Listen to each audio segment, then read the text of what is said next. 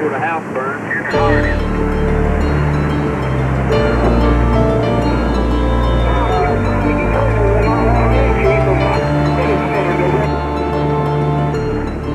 Hurricane Hugo hit the eastern United States on September 21st, 1989.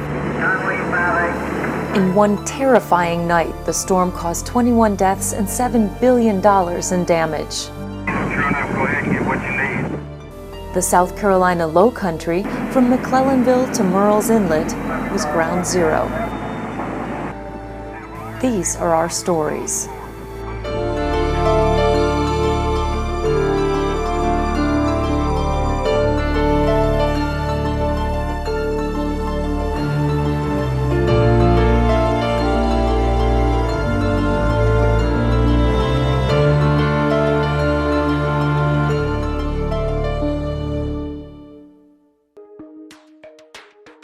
We weren't expecting it to be as bad as it was, but of course, you know, as it got closer, we most definitely knew that it was really serious and it was going to be a real bad hurricane.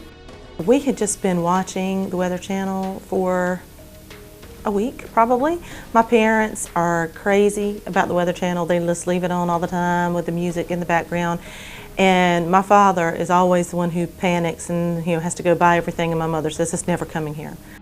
Growing up, we always heard about hurricanes, and they would say a big hurricane is going to hit us, and then it would turn around and go off somewhere else. So when Hurricane Hugo actually was in the ocean nearby, we didn't believe that it was actually going to hit us. We lived in Pawleys Island, and we were told we had to leave there. We are not from here, and so we had never been in a hurricane or knew anything about a hurricane.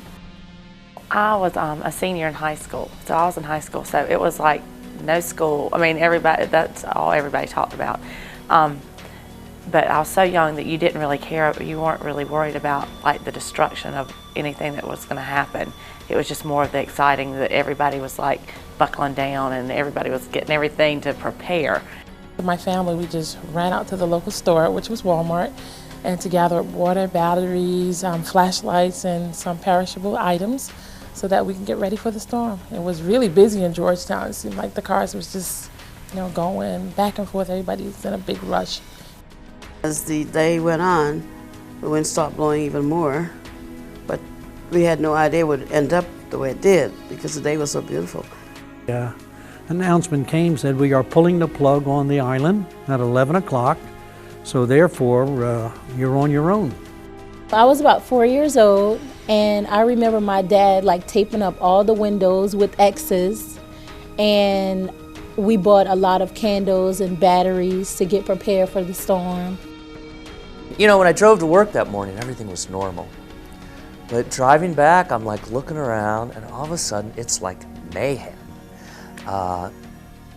People are driving crazy. They're driving on the shoulder of the road. Everybody's got trailers. Everybody's packing up stuff. Gas stations are running out of gas. On the radio, the restaurants are saying we're giving away free ice cream, we're giving away free steaks, we're giving away free beer. The restaurants all knew the power was going to be out and all their food was going to go bad. I got to school the morning of, and they said no school, but you've got to pack your room and move all the stuff away from the windows. By then I'm getting a little panicky, so I'll run by the grocery store, which is packed, and got a few things and dashed home, and my husband and I talked about leaving, and I didn't want to leave. I wanted to stay in our house. Our house was built in 1840, so I figured, well, it had lasted this long, maybe it'll last a little longer.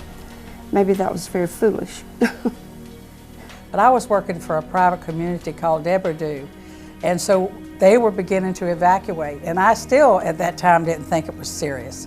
And so when the manager finally said, now Barbara, you've got to go, it's really serious. I said, well, okay. So I get in the car and come out to get on Highway 17, and it was bumper to bumper for miles, both lanes. I was part of the Pawleys Island Litchfield Rescue Squad at the time, and we spent Well, when they told us about the storm coming in, so we started preparing for like evacuations and getting people to a safe place and stuff. So and as the days went on, we were all like running around with the fire trucks and the ambulance and stuff, which is pretty exciting to me because I love doing that kind of work. And I was working at a place called Winyah Extended Care. We had 44 residents there. And we had to move every one of those out of the rooms and line them up in the halls away from windows. We had to take shelter at the school I was going to. My cousins came down and they were in Charleston. So when they came down, they ended up having to come inland, which was in Andrews. So we had a room holed in full of cousins. That was like crazy. It was like 20 of us. Everybody was panicking.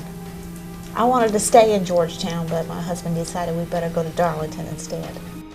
Some people were panicking, and near that time when it was getting close by, that's when everyone started getting nervous. And I was one of the ones getting nervous. I think we gassed up the cars. We didn't get gasoline extra though, because we didn't have any containers, which we really should have done later, we realized, but at that point we didn't think about that. We didn't want to leave, but since the police came by the third time and said we should leave, we left. So about 8 caravans of cars took off and went to Manning. We stayed in a motel. It had like a center place where you could put your cars, and the people that put their cars in there got them ruined because things flew all over and hit them. Some of the trees came down, the roof blew off of our motel. My husband was sick with cancer. He was very sick, so we couldn't evacuate. We stayed home for it, and it was an awful time. It sounded like a train coming over and then coming back. It did a lot of damage in our yard, and of course my husband slept through it, and so the next morning he woke up, he said, "Bertha, why is there so much trash in our yard?" I was 10. I had 2 older brothers and 1 younger brother, but we went outside and felt the strong winds and played in the winds. We actually thought it was pretty fun. We'd run against the wind, or we would run with the wind and jump in the air, and it would carry us about 5 or 6 feet. But I can remember driving across the parking lot and the wind picking up the rear end of our patrol car and bouncing it across the parking lot. It was just, really weird.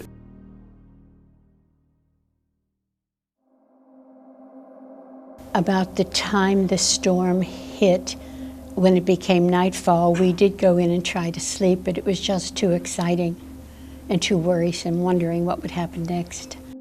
They gathered us all up into the living room floor because all the big trees were in the backyard, like I said, and we didn't think about the big oak tree in the front yard, and half of it snapped off, but it didn't hit the house, so we got lucky on that one. One of the problems for myself is when I was young, I cracked my skull, so the barometric pressures affect my head, and I get incredible headaches, and it was very difficult for me to stay awake and not be in excruciating pain. So I was sleeping or trying to sleep with the wind and the howling. I started crying. I was worried to death. I would not go to my bedroom and sleep in the bed. I made my husband and I, we actually closed off all the doors to our hallway and put pillows and blankets, and that's where we stayed. And then I would not let him go to sleep because I wasn't going to sleep, and every few seconds I was like, what was that? What was that? What was that?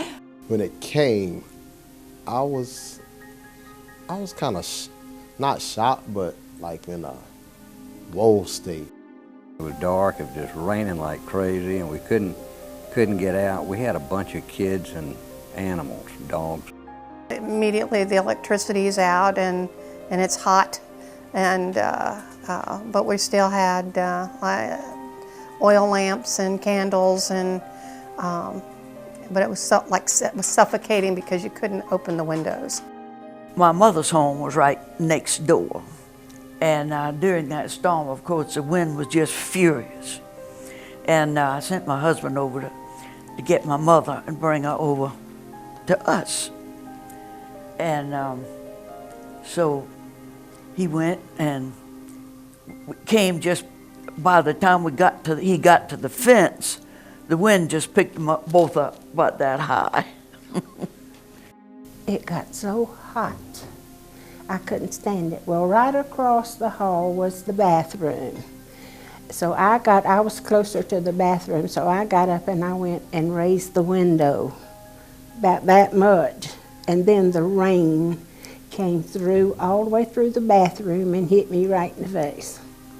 My husband got up to see if he could check around the house, but we couldn't get out of the house because I guess it was the wind pushing against the house. And every time we tried to get the door open, the suction would keep the door from opening. We heard some awful sounds. My husband did peep out the door because we heard a very big calamity one time. And he walked outside to kind of peep. It sounded like my mother's trailer. She had a trailer right beside. But actually it was the flute on top of our house. It came down, but it made a horrible, horrible sound. It sounded like a train or of an engine running, and it was very, very loud. And before you know it, the windows start breaking and scattering, and you could hear the sounds of tins, torn off trailers, running around the house over and over and over.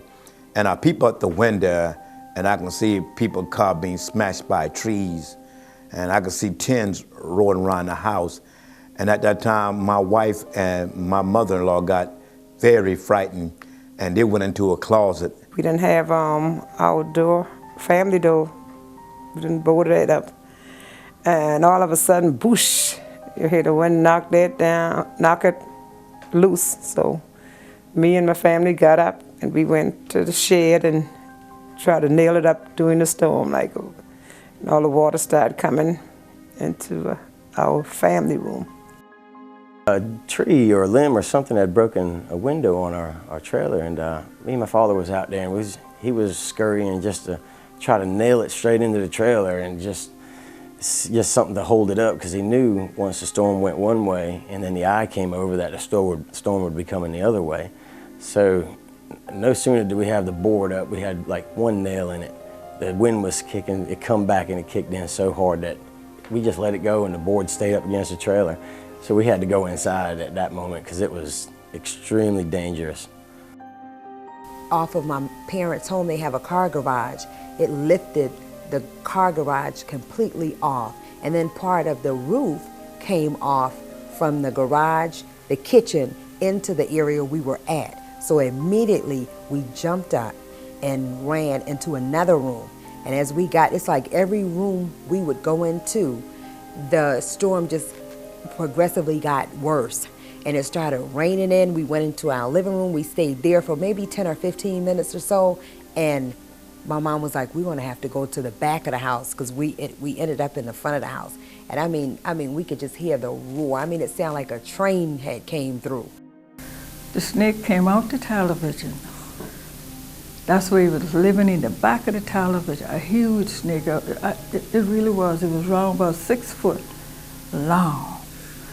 Since I was not acquainted with hurricanes, I was flabbergasted to know that when a hurricane comes in, the wind blowing from the northeast, and then once it tears up that direction, it'll come in blowing from the opposite direction. What it hasn't torn up from that direction, it tears up from the other direction. I had opened up the windows to let the pressure off the house. And the candles that we had, when it would go to the north, it was like it sucked all the oxygen out of the house. And the candles would have a flame on them about like this. And they would go down to just a spark. And I would reach, no matter how many times I said to myself, I don't need to do this, I would reach for the matches. And just as I'd reach for the matches, the wind would go to the south in the backyard, like it was going around the house. And when it did, all the oxygen would come back in and the candle would go back up to about a 2 or 3 inch flame. We were in bed and we heard like loud noises, crashes around. All kind of weird noises and screaming, and I don't know. And it was just one of those frightening experiences. When the lights came off and to a way, I just started realizing, like, you know, how it was, almost was to be kind of homeless. It sounded like people shooting a rifle, pow, pow, like that. And we had no idea what it was, couldn't see anything. And eventually it got calmed down a little bit and we got a little sleep. Well, the next morning we woke up and the pow, pow were the pine trees snapping off. Wood started hitting the roof. So about that time I went downstairs. He was in the den with a big window. And wood started hitting that window. So we went to a little hallway in the back of the house and spent the rest of the night back there. Looking out the windows, you could see the oak tree in the front and the oak tree in the back just going down like this and then coming up. These are trees that didn't normally move very much. We got to Georgetown High, and here I am thinking that we would be laying on cots and stuff. We had to sit on that cold floor, and just to hear the wind going across that roof, it was very hysterical. I mean, I was through. I couldn't do anything all night long but just look up at the roof. My family was there, everybody, my grandmother, my cousins, aunts, uncle, we were all together. And I can remember hearing the wind on the outside, and she lived like in a stone. You can feel the house like moving a little. We, couldn't comprehend how bad it was going to be. And when it was full force over us, we were very afraid. We were inside of a home that, of course, all of us were in closets at one point because we were afraid the roof was just going to blow off the house. We were actually on a bus. My pastor and my father also worked together, and they sold school buses. And so he had a school bus parked in his garage, and about 25 of us gathered in the garage and actually, went into the bus. And I remember getting on the bus, and I remember hearing the sound of a very loud train, I guess you would. A train that it sounded like it was right on top of us. And we actually lived close to a railroad track, so that's what I thought it was. Down in Arcadia, they have these old houses. I mean, they're really hundreds of years old houses. And we were just there, and it's just kind of funny, but we all kind of just hung out there. And then we got supplies and stuff together just in case the lights went out and that type thing. But as the night went on, you could hear the wind picking up, and you could hear things going on outside. I remember we was all at my mother's house, and everything started, winds, the tent, we had a tent at that time, so the tent on the roof was shaking and the windows was rattling, and we all got afraid. And we called other relatives and friends, and they said everybody was to report at Sample Elementary. And we all went to the elementary school for shelter. All the students was ordered to go in the gymnasium, so we spent the night in the gymnasium. And we woke up and there were cars flipped over, power outage, phone lines down. It was chaos. My son was with me, and he was almost 4 years old, so I couldn't let on how scared I was because I didn't want him to be that frightened. I've got the smallest grandchildren, and we just went to bed and left the others up having their party, whatever they wanted to do. And my husband, he kept lookout. I remember going out into the eye when the eye come across Berkeley County, and just walking up and down the street and just looking at the major devastation that went on in Goose Creek at the time that I was there. And I mean, we had trees down, we had power lines down, we had the roofs on houses that were completely removed, sheds in other people's yards, or our shed was 3 houses down. One of the things we anticipated, we knew that this was a big storm, so we were not sure that the survivability of the bridges going into Georgetown. So we actually arranged to have a physician who stayed in the fire station so that if we had any type of emergency medical needs, we would have that physician available.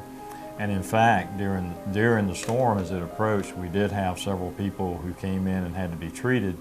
One was a broken limb.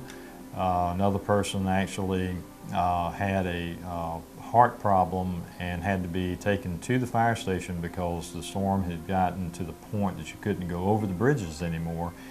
and that person stayed at the fire station, was sedated by the physician and cared for the full time that the storm was there. And when they woke up the next day, the storm had already passed and they didn't even know it had even gone through. And we just told old stories, and we laughed, talked about the future, things like that. We kind of made our way through until we kind of went to bed, woke up the next morning, it was all over. And that was something else.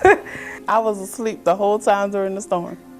All through the storm, I was asleep. When I woke up, all I found, we went riding and found trees, rubbishes, and boats in the backyard. It was sunny and it was windy, and we toured the city to see what the damage was in the city.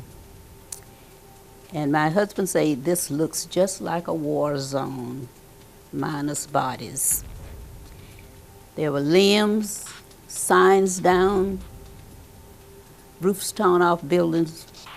It was a horrible sight to see.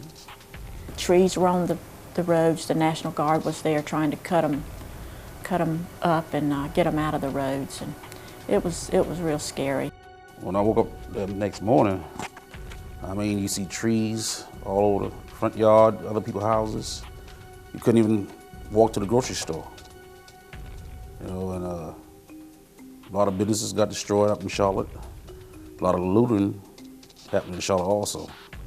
The fire department had to go through with their chainsaws and cut trees out of the roadway and clear the area so that they could get to any kind of fire that might pop up. So, and that was another concern too, fire because of the electricity when it came back on, and then also too you had propane tanks and everything that were dislodged and floating and ending up in various places. So there were a lot of hazards post-Hugo. All the yards, everywhere, there was debris up to my knees or higher. So we got the rakes out the next day, and everybody was raking. It was I've never seen so much debris from the trees, everything, leaves, and just, there was not a spot that was uncovered, that was not covered with all of the debris. There was not particularly any street. It was all full of tree limbs and trash and everything you could imagine. You couldn't really see the road very much. The next day after the storm, we heard a rooster crowing. And a rooster had blown in from somewhere else, and he had stationed himself in the Knights of Columbus parking lot right behind our house. Our backyards adjoined. And so we'd wake up every morning for a few days to the rooster crowing. That was very pleasant. People's rooftops, houses smashed. And right around the corner from us, it was another set of mobile homes flattened. It looked like World War III. It looked like everything was blown all over the place. There were houses destroyed, people's houses, homes got damaged. It was just devastation. Driving back into town after the Hurricane Hugo, and I came up, I think 501, heading into Myrtle Beach to where my apartment was. I was so nervous because I knew it was going to have been flooded. And I was in a 1969 LTD Ford. That was my grandparents' gift to me that they used to drive. So unfortunately, because the lines were so long, it overheated. And so I was there with my cat and just trying to get back in, and everyone was just, it was just mass chaos, really. You had to show that you owned a property or a business in Myrtle Beach before they would let you back in. And that was because they were anticipating, I guess, so many of the oceanfront businesses and hotels had received such intense damage that they were afraid of looting. There were boats, there were jacuzzis, there were people's docks, parts of people's homes, all of that, all in the road. And when we got down to Creekside, which is where we live, it was just like 2 feet of stuff, all kinds of stuff. They're piling into the road. You could barely walk through the road. We walked all the way from Surfside down to Garden City, When I got to Garden City, all that was there was rubble. The causeways going into Garden City were gone, and you could still see the tide, and there was just wood splinters and refrigerators everywhere. I mean, it was just, it's such a cliche, but it just looked like somebody, like a big giant, had swept across the beach and then smacked everything back down, and it was very spooky. Even now, you know, it's been almost 20 years later, and it's still, when I talk about it, I can feel the hair on the back of my neck kind of standing up a little bit. Pawleys Island, we had it blocked off, and you couldn't get on the island for a couple of weeks or about a month. And the owners were able to allow to get on, but it was just really devastating. So we stayed with friends at the Litchfield Country Club for a couple of nights and went back, and they gave me some boots to wear, and I said I could walk in, which I did. We had to leave the car out at the country club, and came back. There was quite a bit of damage to the ocean side of the house, but all the screens were blown out. All the houses along the creek were swept clean of their downstairs. There wasn't a God's thing left in the downstairs. We found all kind of stuff in the lake there. Went over to the beach, and I had a friend that had a house over there, and we went, and of course there was no house. But everybody always painted their houses different colors. And you know why they painted them? Because when storms came, you could pick up the boards and put them back together. I remember going on the beach, and there was sand everywhere. All the pools on the ocean front was filled completely with sand, and there was water up to the second floor of the hotels. And sand came all the way up to King 17. So it was like on the bypass Myrtle Beach, which is like completely from oceanfront to across the street. So that was a lot of sand and a lot of water. Like the beach, like all the sand was just on the street. It was, you wouldn't think that it would turn out to be as bad as it was. Well, the weirdest thing I think we saw was it was a dock that came all the way from, I guess, North Carolina and landed all the way at the Harry Dawson restaurant there in Merle's Inlet. And that's about the weirdest. And then we saw a house in Pawleys Island sitting in the, I guess we would call it the canal. And Pawleys Island was a house sitting in the air. All the pools in the hotels destroyed. And, you know, all the bottom floors just totally wiped out. And some of the houses, like in the Surfside area, I just remember there was a couple that were just like broken in half. I had just moved into a newly built home, and it was concrete, cinder blocks, and brick. So it kind of withheld that.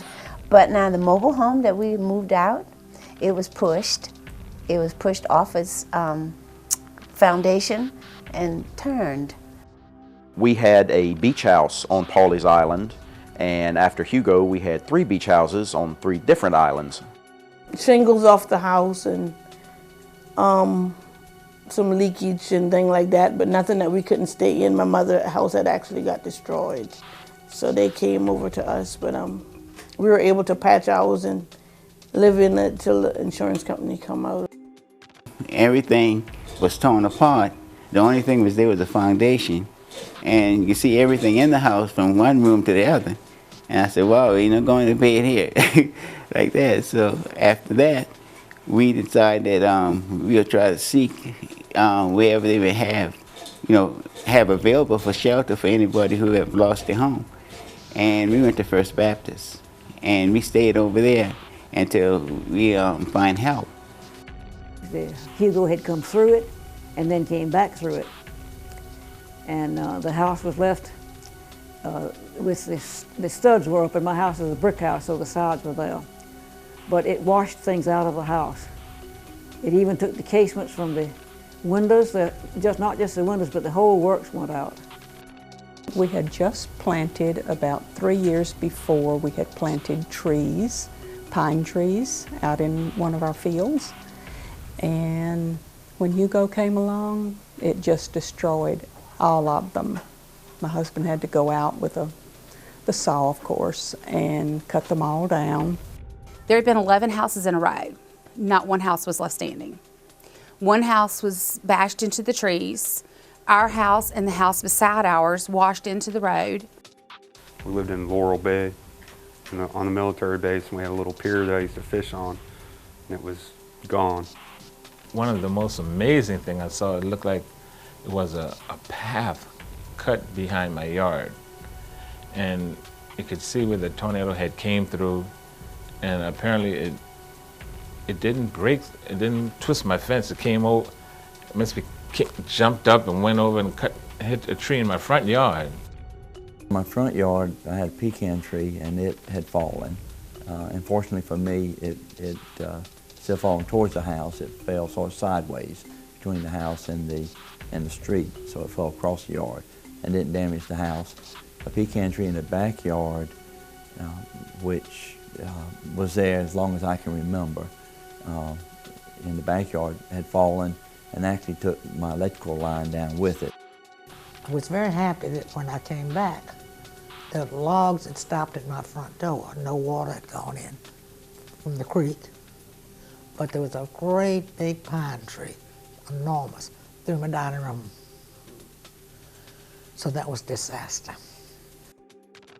Complete destruction of the streets and the trees that were uprooted because the way the winds went, they all fell in different directions.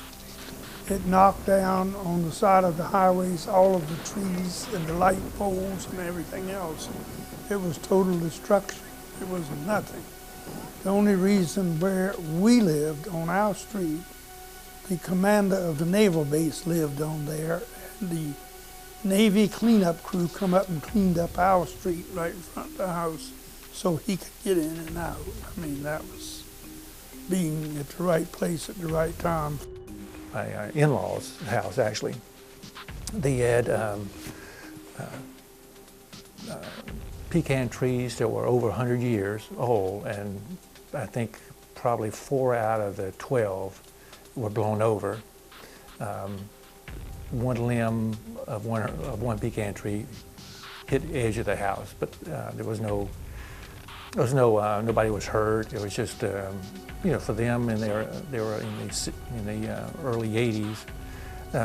It was kind of devastation for them, to see the large trees blown over.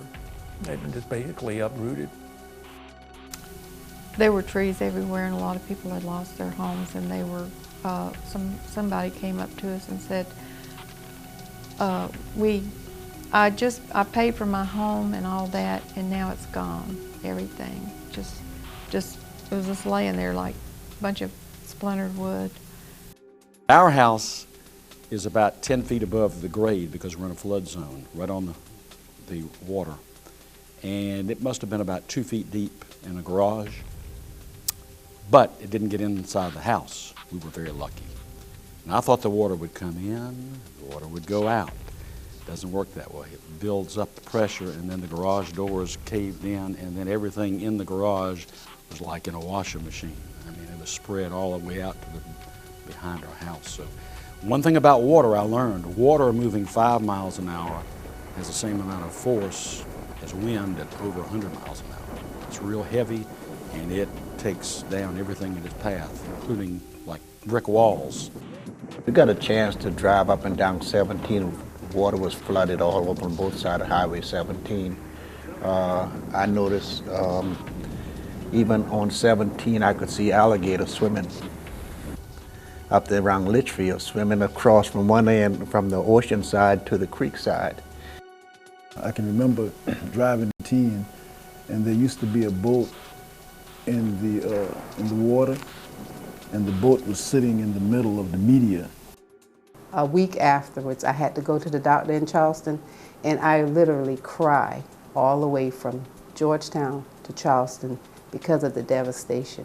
How the trees them were all snapped off, and it was like it was a message in Hugo because the trees them had a certain bend to it, and you could see where the tornadoes snapped the pine trees them off in half.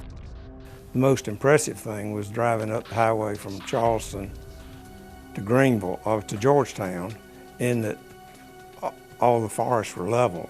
About 15 or 20 feet off the ground, it looked like someone had taken a big mower and just chopped them down, you know. We have friends in McClellanville that had an absolutely gorgeous old home that they had painstakingly restored, only to not even find a splinter of it. Not a splinter of it was left. It was completely taken away. McClellanville also had many, many large live oak trees, and the oak trees were just devastated by the winds from the storm. So the area that was heavily treed was almost denuded from the force of the wind. It was just so, and when you walked in, drove into the main street, in the past you would have almost a tunnel type effect with the tree cover. It was all gone, and you could see the sky, and it was, it was just night and day difference between what the place was like before the storm and then what it was like after the storm. My father had an office on Front Street. He was an optometrist, and there was a big flood there when Hugo came through, and he had 6 feet of water in his office. So he was forced to resign overnight and to retire overnight, and he really had just about retired anyway, but it had a devastating effect on him.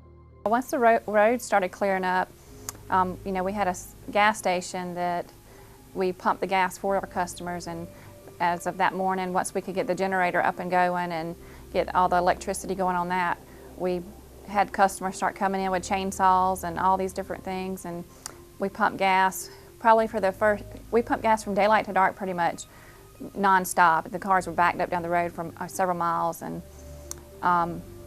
we eventually had to earmark it at $10, no more than $10 per car.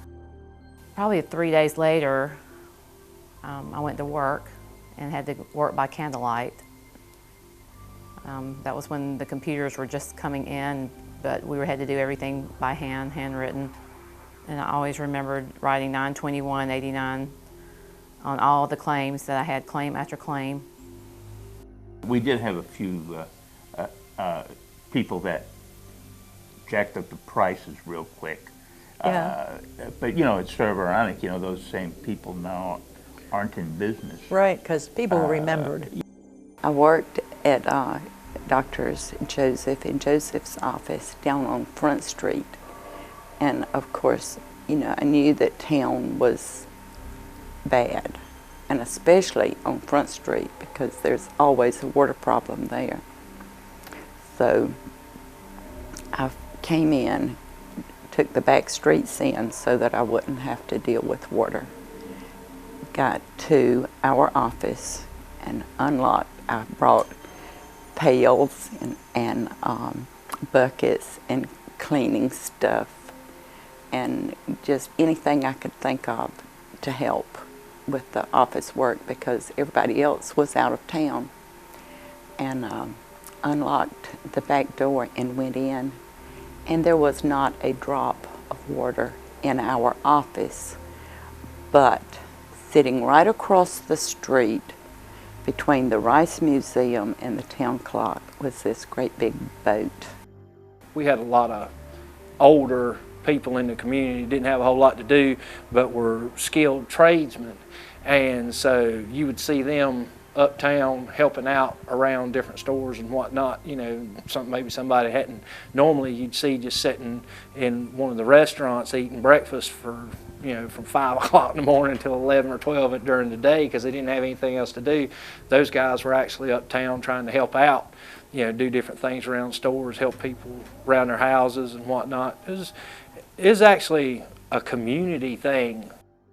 I just kind of was hoping that we'd hurry up and get electricity back. We didn't have, it messed up my job. I was a waitress at Land's End at that time. And so we didn't have anybody coming to the restaurant when I went back to work, and so that meant no tips for me. I lived next door to another property owner, and there were a lot of pine trees on the left side of the driveway and a lot on the right side. Now, it took me 4 hours to cut myself out of the driveway so I could go to check the damage in other places. And I stayed in the area of Georgetown called Greentown, and we couldn't even come into the city. We couldn't, couldn't go nowhere, so we was basically confined right there at home. But we had enough supplies and everything to take us through. I had to get clean every day without anything, so we all lined up down at the river, and they took turns. We just covered the whole place up, and everybody got clean, and they got back out.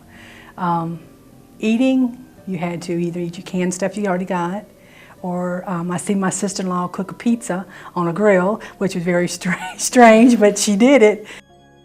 After about 8 days, I went out and took a bath in the ditch, the drainage ditch. It runs my property out to the road.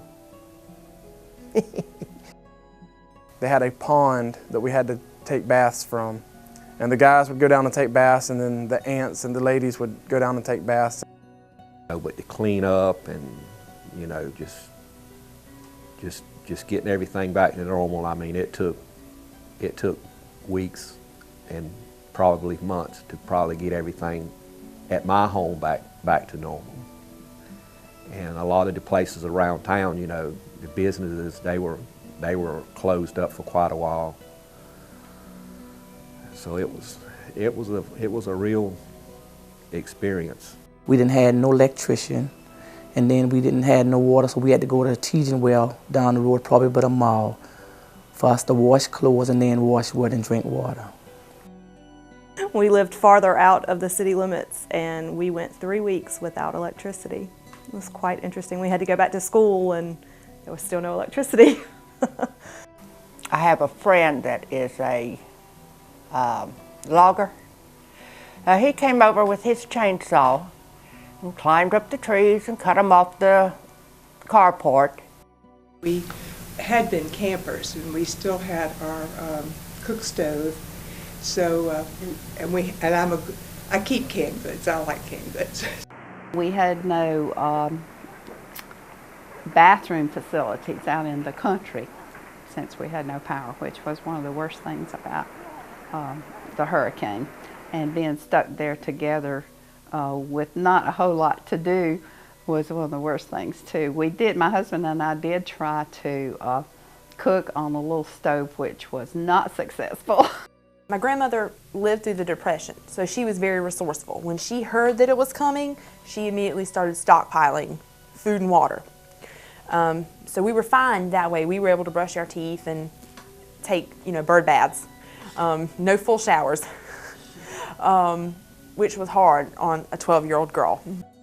You have to cook everything on your little burner, your gas grills, and luckily we had things in the freezer, like shrimp or fish or deer meat, hamburger, any of that. And of course, peanut butter and jelly sandwiches, beanie weenies out the can, that kind of stuff.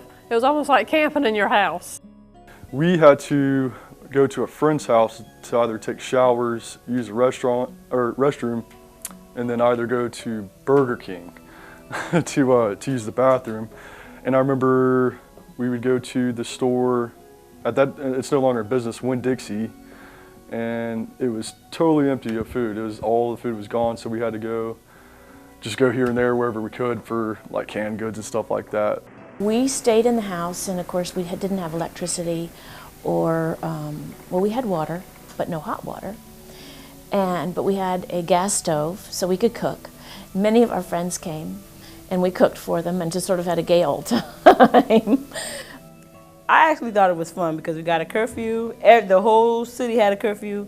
We had to be in at 12 o'clock. I worked at McDonald's, so we had to shut down everything by 10 o'clock. Everybody was just like it was like a big party, I think.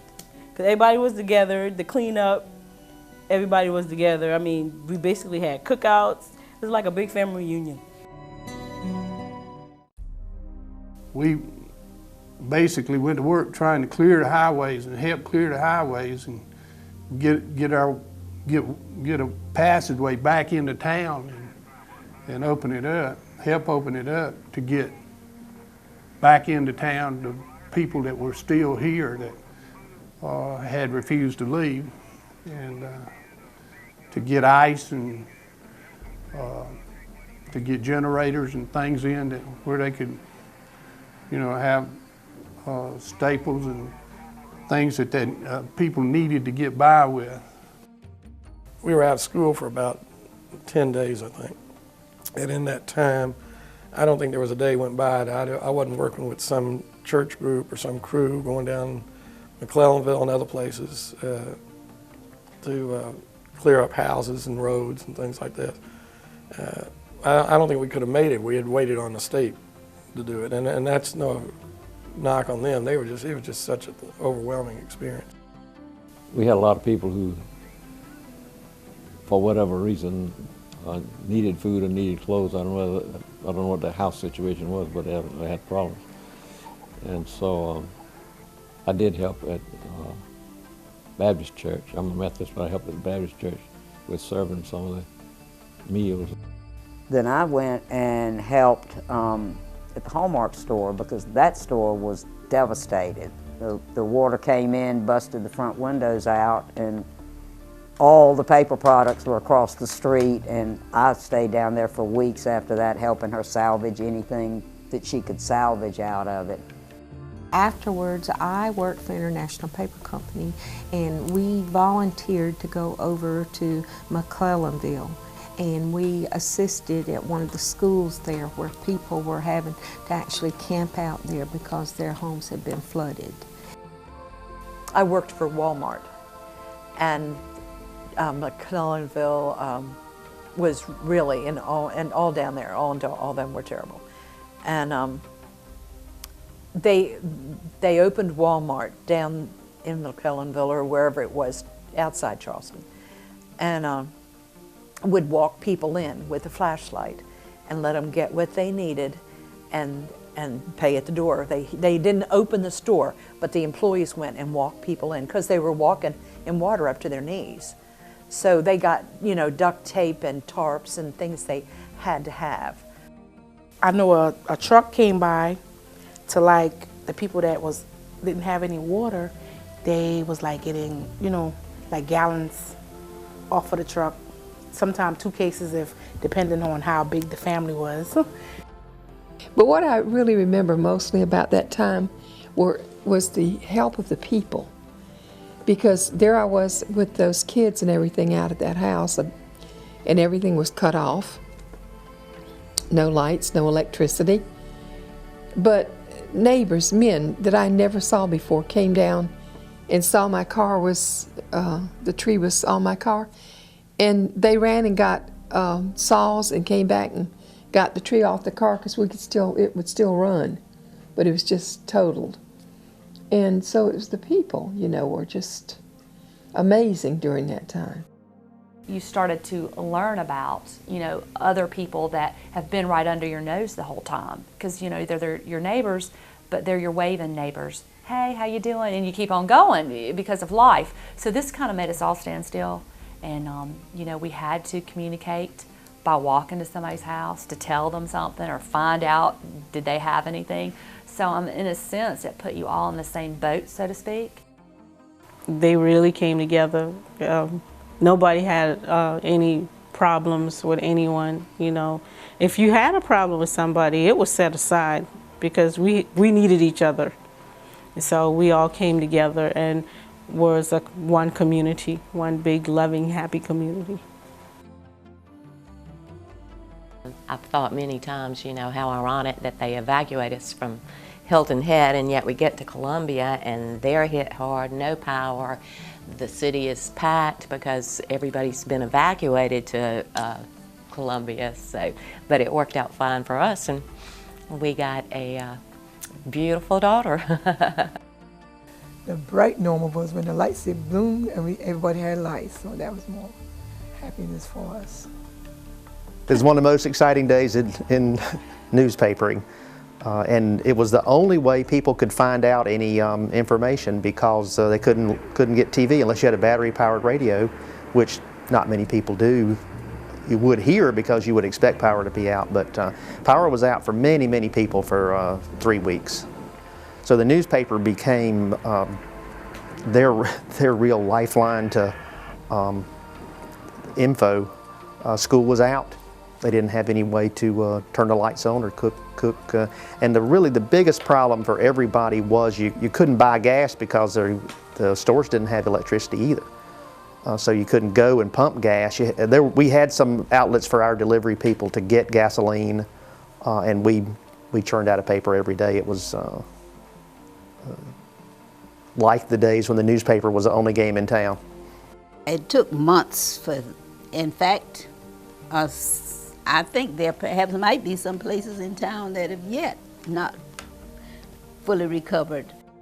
It done something to me. It made me realize that nothing don't last forever. And I was a big hunter, fisherman during that period of time. And after Hugo, it seemed like if I heard a squirrel or seen a squirrel or something, instead of going to hunt it, I'd rather go carry the air squirrel, or carry the air corn rather, so to speak, you know. But it did do something. It affected some people real bad. And it affected me to a certain point, because the island that I hunted on, where the big white oak trees and all was plentiful and whatnot, when I went over on the island that next day with my nephew and by boat, all the trees was gone. They was all blew over. And it was just devastating, you know, to realize that a place that you hunted and loved to hunt on and whatnot was destroyed. It's an experience I don't want to have to go through. I know living where I do, that is a possibility, a great possibility. But you do the best you can with it and pray that God protects you. I hope we don't get one. I think that's everyone's. I guess I have the essentials. I have candles and flashlights and some things like that. Anything 1 to 5, I would leave. You know, if they tell you to leave, leave. Don't stay here. Let the professionals handle their job and get out of Dodge and go to higher ground.